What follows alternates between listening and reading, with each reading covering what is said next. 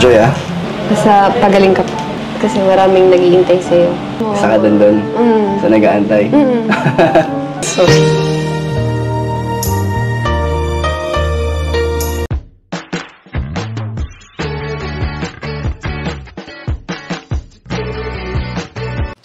si Kuya Jens, ano yan, reactor natin yan.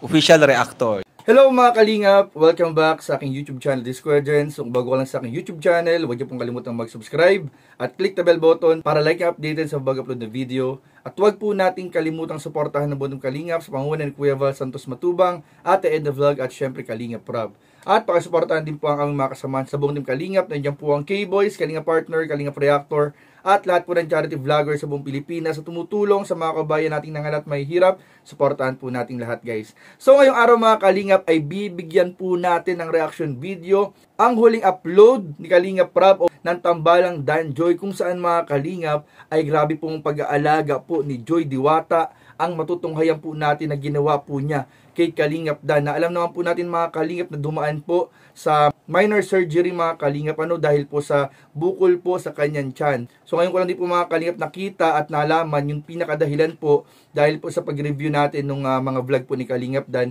At para po sa mga hindi po nakakaalam, sabay-sabay po natin panoorin at bigyan natin ng reaction video. Simula po yung ikwento ni Kalingap Dan bago siya magpa-opera hanggang sa naoperahan at hanggang sa puntahan po at bisitahin ni Joy Diwata. So ano po hinintin natin mga Kalingap, tara panoorin po natin at bigyan natin ng reaction video in 5, 4, 3, 2...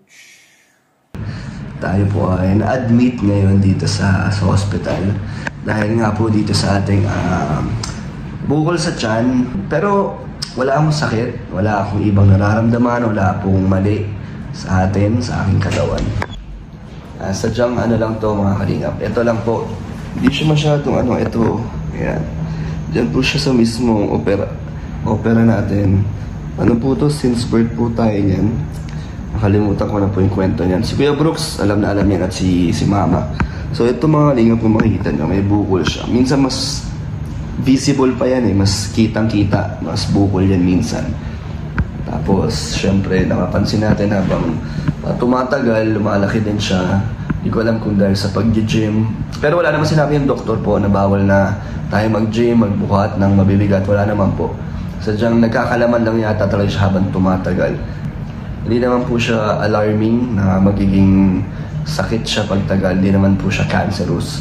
Ayan, doon nga sa ultrasound, lumabas yung resulta. At ano lang siya, minor lang naman ito mga Kalingap.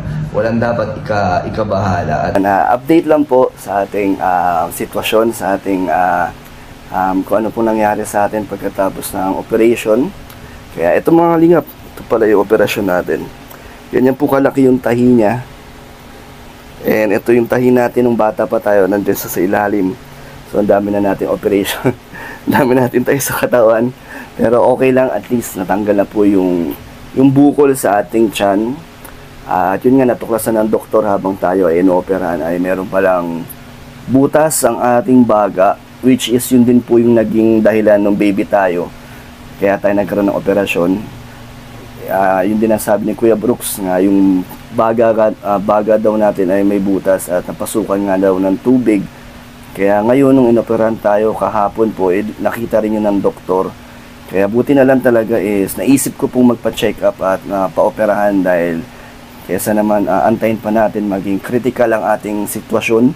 Kaya buti na lang, thank you din kay Lord na naisip kong gawin to. Kamusta ka po? Okay na.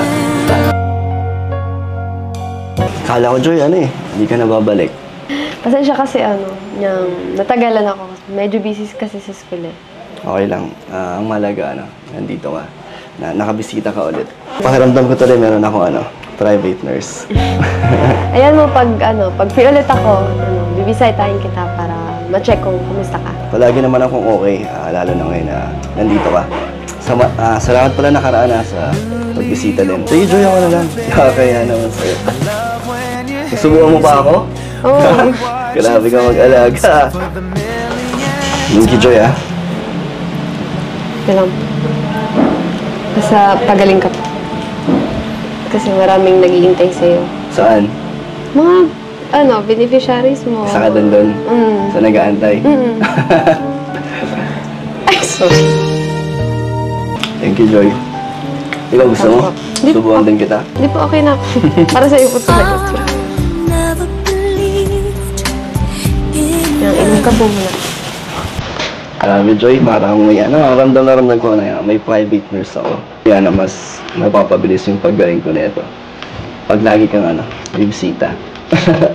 Okay po yan, para mas mabilis ka kung gumaling. Kaya nga gusto ko na ulit makalabas para bumalik sa dati kong ginagawa. Sa'yo, may nagsusundo. Wala na yung nagsusundo sa'yo. Okay lang po. Okay lang po ako. Isipin niyo po yung sarili niyo paggaling niyo. Oo naman, inisip ko naman na gumaling syempre. And gusto ko din na mabisita ka ulit. Miss ko ng miss ko yung banding natin. Yung mga nakarang araw. Lalo na yung ribbon cutting, salamat na nakapunta ka. Ang ganda. Sayang nga, Joy, gusto ko sanang makasama din sa sa Baguio, di ba, ngayong November, sa birthday ni Kuya Val. Kaso, sabi ng doktor din na mahirap kasi baka mabinat. Pero ikaw, kung gusto mo, di ba, sasama ka? Sayang kasama nga, gusto ko sana magkaroon ng ng memories din ng Dan Joy sa Baguio. Ikaw, Joy, sama ka? Paano ako? Hindi, siyempre kung gusto mo sumama, hindi mo kita pipigilan para, di ba, sayang din yung bakasyon din yun. Kailangan mo din magpahinga kasi stress ka na sa pag-aaral mo. Pero kung babago yung isip mo, dito lang ako. Pwede mo naman ako, bisitahin. Pwede naman po. Pwede naman. Magpapaiwan ka? Hindi nga. Bakit? Para alagaan ako? Pwede naman. Pwede. Bakit para mas nararamdaman ko mas gusto mo sumama sa Baguio? So ayun mga Kalingap, at nakita nga po natin yung dahilan po at pinagdaanan po ni Kalingap Dan nung nakaraang linggo, kung saan po dahil po sa dati niyang opera mga Kalingap nung bata pa siya, nung baby pa siya mga Kalingap, dahil sa sabi nga ni Kalingap Dan sa kwento niya ay merong pong butas yung kanyang baga mga Kalingap nung baby pa siya, at dahil doon inoperahan po siya mga Kalingap kaya makikita po natin yung tahi na malaki ni Kalingap Dan sa tiyan niya, at dahil po dun sa tahi na yun mga Kalingap ay nagkaroon po ito ng laman, at yun po yung kinakailangang tanggalin o tinanggal po mga Kalingap nung minor surgery po na ginawa o pinagdaanan ni Kalingap Dan, dahil po sa parang nagbubukol po yung laman at naging matagumpay naman po mga Kalingap yung operasyon ni Kalingap Dan, at nakita po natin na parang wala lang po nangyari, sabi ni Kalingap Dan, parang nagdahilan lang talaga mga Kalingap yung pinagdaanan po niya. At sa kabila po ng mga Kalingap ay patuloy po nagpapagaling si Kalingap Dan sa kanyang apartment. Kasama po mga Kalingap si Papa Joms. Alam po natin si Papa Joms, dyan din po nagre-rent. So kahit pa paano mga Kalingap, alam natin na may nakakasama po siya sa apartment, at binibisita po siya palagi mga Kalingap ni Joy Diwata. Kasi mga Kalingap, bukod po sa napanood po nating video, ay meron pa pong mas nauna po dyan na pagbisita si Joy Diwata mga Kalingap. Alam nyo ba mga Kalingap, ang kapansin-pansin po dito mga Kalingap ay grabe po, parang sinagot na po ni Joy Diwata yung tanong ni Kalingap Dan kung pwedeng manligaw. Kasi alam nyo mga Kalingap, hindi po gagawin ng isang babae mga Kalingap yung ganyang klaseng pag-aasikaso sa isang lalaki kung wala po itong nararamdamang mutual understanding kay Kalingap Dan. At makikita po natin yung pag-asikaso po ni Joy. Talagang grabe mga Kalingap, talagang umaapaw sa kilig, na sabi nga ni Kalingap Dan ay mas lalong mapapadali ang kanyang pagpapagaling dahil po sa kanyang pag-aalaga, sa pag-aalaga po ng kanyang private nurse na si Joy Diwata. At dahil dito mga Kalingap, dahil po sa operasyon din na pinagdaanan ni Kalingap Dan, ay nalaman din po natin na hindi po pala makasama si Kalingap Dan sa pagpunta ng Baguio. Sa next week, next week na po yan mga Kalingap. Subalit si Joy po ay parang makakasama naman po mga Kalingap. At pinayagan naman po ni Kalingap Dan. Pero grabe, willing din po si Joy mga Kalingap na hindi sumama kung i-request lang ni Kalingap Dan. Pero mas pinili rin ni Kalingap Dan na pasamahin si Joy para kahit paano makapagbakasyon at makapagpahinga. Grabe po mga Kalingap, talagang lumilevel up na rin po mga Kalingap ang tambalang Dan Joy, at talagang mas kaabang-abang din po ang mga mangyayari pa sa kanilang tambalan, sa kanilang love team going to real life mga Kalingap.